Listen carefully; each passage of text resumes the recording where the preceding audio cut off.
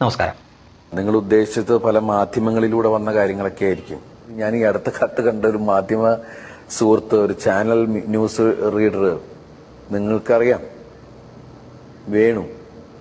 വേണുവിനാണ് ഇത് ഏറ്റവും കൂടുതൽ എന്റെ തലയിലേക്ക് അടിച്ചു വെച്ച് തന്നെ എന്നുള്ളത് ആഗ്രഹം.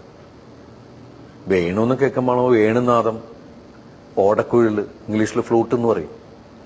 ഈ ഓടക്കുഴൽ എന്ന് പറഞ്ഞാൽ നമുക്ക് ഊതാനുള്ളതാണ്, ഊത്ത് എന്ന് പറഞ്ഞാൽ.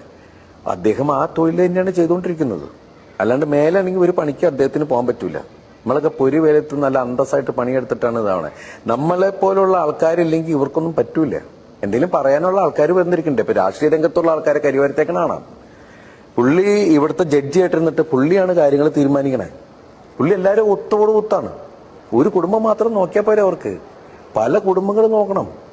സന്തോഷത്തോടെ സ്മൃതിലയമായിട്ടൊക്കെ അങ്ങോട്ട് പോകണമെങ്കിൽ മറ്റൊരുപാട് കാര്യങ്ങൾ ഇവർക്ക് ചെയ്യണ്ടേ. വേണുവിനെ കുറിച്ച് ഒരുപാട് കാര്യങ്ങൾ ഇവിടുത്തെ എല്ലാവർക്കും അറിയാം. നമ്മളൊക്കെ ഓപ്പൺ ബുക്കാണ്.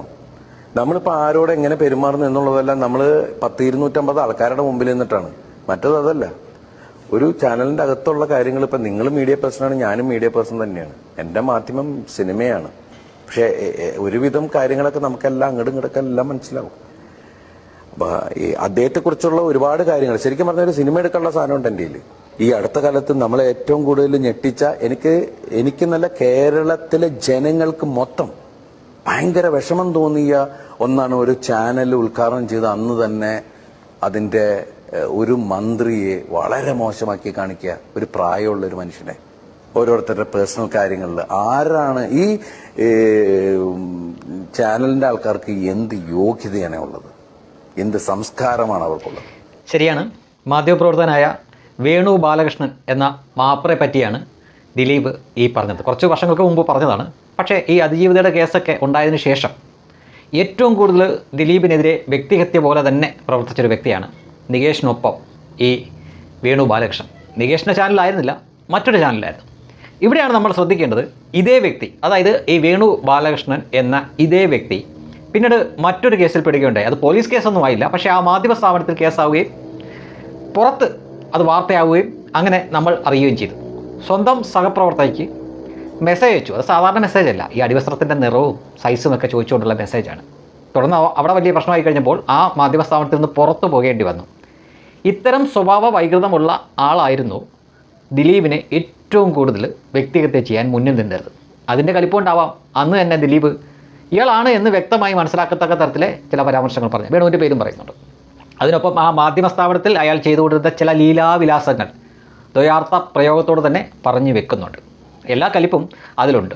ഇനി മറ്റൊരാൾ കൂടിയുണ്ട്, നികേഷ് കുമാർ. ഒരുപക്ഷെ നികേഷ് കുമാർ ഇരുന്ന സമയത്തും അതിനുശേഷം അത് മറ്റൊരു കൂട്ടർ നടത്തുമ്പോഴുമെല്ലാം റിപ്പോർട്ടർ ചാനൽ, അവരുടെ ആ ചാനൽ ഏറ്റവും കൂടുതൽ ചർച്ച ചെയ്തിട്ടുള്ളത് ദിലീപിൻ്റെ വിഷയമാണ്. അന്നും ഇന്നും ഇനി നാളെയുമൊക്കെ അവർ ദിലീപിനെ വിധിച്ചുകൊണ്ട് തന്നെയിരിക്കും. സത്യത്തിൽ ദിലീപ് പറഞ്ഞത് ശരിയാണ് എന്ന് ആർക്കാണെങ്കിലും തോന്നിപ്പോവും. ഗൂഢാലോചന നടന്നത് തനിക്കെതിരെയാണ് എന്നാണ് ഈ വിധിക്ക് ശേഷം ആദ്യം തന്നെ ദിലീപ് പറഞ്ഞത്. അതിപ്പോൾ ആലോചിക്കുമ്പോൾ ശരിയാണ്. അത് ഏതൊക്കെ തരത്തിലാണ്, ഏതൊക്കെ തലത്തിലാണ് അല്ലെങ്കിൽ നടത്തിയത് എന്ന് ആലോചിച്ച് നോക്കുക. ഒരു കൂട്ടം മാധ്യമപ്രവർത്തകർ കൂട്ടമായിട്ട് തന്നെ വളഞ്ഞിട്ട് ആക്രമിക്കുകയായിരുന്നു. ഇപ്പോൾ എന്തോ വിചിത്രമായിട്ടുള്ള വിധി വന്നു എന്ന തരത്തിലാണ് ചില ആളുകളെങ്കിലും ഇതിനെ കാണുന്നത്. ഒരു കേസിൽ പോലീസുകാർ കുറ്റക്കാരാണ് എന്ന് കണ്ട് 10-15 പേരൊക്കെ കാണും കോടതി മുമ്പാകെ വരുമ്പോൾ. നമ്മൾ ഇതുവരെ കണ്ടിരിക്കുന്നത് എന്താ? അതിൽ കുറേ പ്രതികളെ ശിക്ഷിക്കും, കുറേ പേരെ സംശയത്തിൻ്റെ ആനുകൂല്യം നൽകി അല്ലെങ്കിൽ തെളിവില്ല എന്ന കാരണം പറഞ്ഞ് വെറുതെ വിടും. അങ്ങനെ എത്ര 100 1000 എത്ര കേസുകൾ ഈ രാജ്യത്തുണ്ടായിട്ടുണ്ട്. അതുപോലെയാണ് ഈ ദിലീപിൻ്റെ കേസും. ഇവിടെ നോക്കൂ, ചില ആളുകൾ അവർ വിശ്വസിക്കുന്നത് അല്ലെങ്കിൽ അവർക്ക് വേണ്ട വിധി എന്താണ് എന്ന് ചോദിച്ചു കഴിഞ്ഞാൽ 1 മുതൽ 8 വരെയുള്ള പ്രതികളിൽ ബാക്കി 7 പേരെ വെറുതെ വിട്ടാലും ദിലീപിനെ ശിക്ഷിക്കണം എന്നുള്ള ആ ഒരു മാനസികാവസ്ഥയായിട്ട്, അല്ലെങ്കിൽ അങ്ങനെ വേണം എന്ന് ശടിക്കുന്ന ആളുകളുണ്ട് ഇവിടെ. എന്തൊരു വിരോധാഭാസമാണെന്ന് ആലോചിച്ച് ചോദിക്കുക. ഈ പൾസസുനി അടക്കമുള്ള മാറ്റൻ അടക്കമുള്ളവരെയൊക്കെ വെറുതെ വിട്ടാലും മുഖ്യപ്രതിയായി കണക്കാക്കി 8ാം പ്രതിക്ക് ശിക്ഷ കൊടുക്കണമെന്ന് വാശി പിടിക്കുന്ന, അല്ലെങ്കിൽ തങ്ങൾ ആഗ്രഹിച്ച പോലെ അതുപോലെയുള്ള വിധിയല്ല പറഞ്ഞത്, അതിനാൽ ഞങ്ങളിത് അംഗീകരിക്കുന്നില്ല എന്ന് പറയുന്ന ആളുകൾ ഇവിടെയുണ്ട്. ആലോചിക്കുക. ഒട്ടുമിക്ക കേസിലും കോടതിയുടെ മുന്നിൽ കുറച്ച് പ്രതികൾ വരുമ്പോൾ അതിൽ കുറേ പേർ ശിക്ഷിക്കപ്പെടും, കുറേ പേർ ഇതുപോലെ സംശയത്തിൻ്റെ ആനുകൂല്യങ്ങൾ കൊണ്ട് അല്ലെങ്കിൽ അവരിലേക്ക് തെളിവില്ലാത്തതിനാൽ വെറുതെ വിടപ്പെടും. അത്തരമൊരു കേസാണ് ഇവിടെ സംഭവിച്ചത്. പക്ഷേ ചിലർ വാശി പിടിക്കുന്നത് ബാക്കി എല്ലാവരെയും വെറുതെ വിട്ടാലും ദിലീപിനെ വെറുതെ വിടാൻ പാടില്ല എന്ന് പറയുന്നത്. നമ്മൾ ഈ ബഹളങ്ങളെല്ലാം മാറിയിട്ട് ഇതിനെ മറ്റൊരു ആംഗിളിൽ കാണുമ്പോഴാണ് ഇതിന് പിന്നിലേക്ക് ചില ഗൂഢാലോചനകൾ നടന്നിട്ടില്ലേ? അത് യഥാർത്ഥത്തിൽ നടന്നത് ദിലീപിനെതിരെയല്ലേ എന്ന് തോന്നിപ്പോകുന്നത്. ഒരു കൂട്ടം മാധ്യമപ്രവർത്തകർ കോടതി വിധി വരുന്നതിന് മുന്നേ അവരങ്ങ് വിധിച്ച് വെച്ചേക്കുകയാണ്. അവരുടെ വിചാരം എന്താ? ഇതെല്ലാം ജഡ്ജി കണ്ടിട്ട് ഇവരുടെ ചിന്തയ്ക്ക് അനുസരിച്ച് ജഡ്ജി അങ്ങ് വിധി വെക്കണം എന്നാണോ? അപ്പോൾ അവരുടെ മുന്നിൽ വരുന്ന തെളിവുകളൊന്നും അവർ കണക്കാക്കണ്ടേ? ഇവന്മാരാണോ ഇവിടുത്തെ കോടതി? ഇവർ ഇക്കാലം അത്രയും തെരഞ്ഞെടുപ്പിൻ്റെ കാര്യമാവട്ടെ മറ്റെന്താവട്ടെ ഇവന്മാർ പറഞ്ഞിരിക്കുന്ന ഏതെങ്കിലുമൊക്കെ കാര്യം ഇവിടെ നടന്നിട്ടുണ്ടോ? എന്താണോ യഥാർത്ഥത്തിൽ നടക്കുന്നത് അതിനെതിരായിട്ടുള്ള കാര്യമല്ലേ തെരഞ്ഞെടുപ്പിൻ്റെ റിസൾട്ട് പോലും അവർ പറയുക. കേരളത്തിന് പുറത്തുള്ള തെരഞ്ഞെടുപ്പുകൾ ഇവർ വിശകലനം ചെയ്താലോ ആ റിസൾട്ട് വരും വരെ നമ്മൾ വിചാരിക്കും ദാ അവന്മാർ പറഞ്ഞതാണ് സത്യമെന്ന്. അവസാനം വരുമ്പോൾ തേഞ്ഞൊട്ടി നിൽക്കുന്ന കാഴ്ച കാണാം.